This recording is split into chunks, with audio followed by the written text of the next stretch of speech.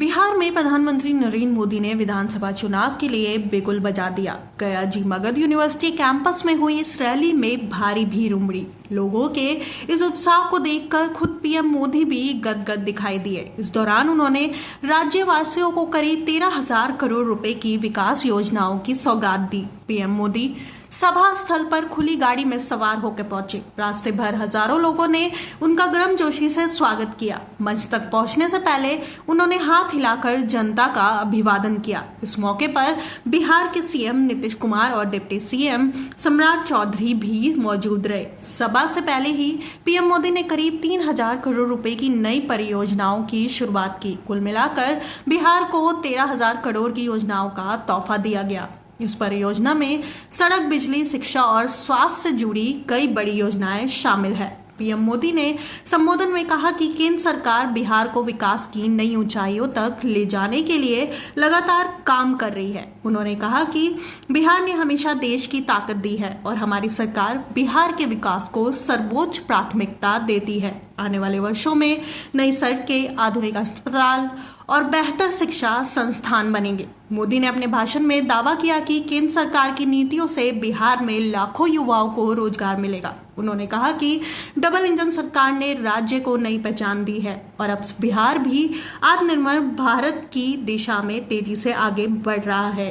PM ने विपक्षी दलों पर निशाना साधते हुए कहा कि पहले की सरकारों ने बिहार को पीछे धकेलने का काम किया था, लेकिन एनडीए सरकार ने राज्य में विकास का नया अध्याय शुरू किया है। बिहार के साल के अंत तक विधानसभा चुनाव होने की संभावना है। हालांकि अभी चुनाव आयोग ने तारीखों की घोषणा नहीं की है, लेकिन राजनीतिक गतिविधियां तेज हो चुकी है। पीएम मोदी का इस साल का छठा बिहार दौरा है। बीजेपी और एनडीए ने इस दौरे को चुनावी तैयारियों के लिहाज से अहम उपलब्धि के तौर पर पेश कर रहे हैं।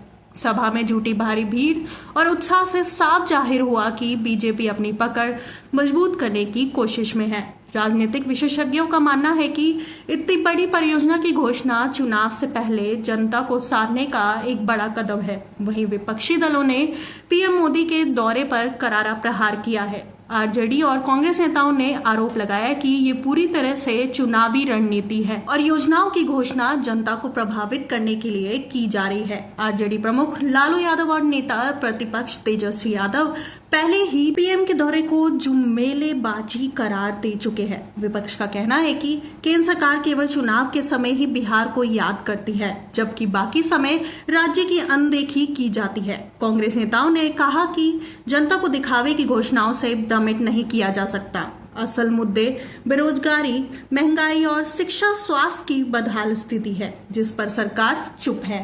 पीएम मोदी का गया जी दौरा बिहार चुनाव से पहले सियासी माहौल को और गर्मा गया है। एक तरफ एनडीए इसे विकास और उपलब्धियों के उत्सव के रूप में पेश कर रहा है, वहीं विपक्ष इसे सिर्फ चुनावी ड्रामा और जुमलेबाजी बता रहा है। अब देखना होगा कि जनता किस पर भरोसा करती है और चुनाव में किसे सत्ता की चाबी सौंपती है।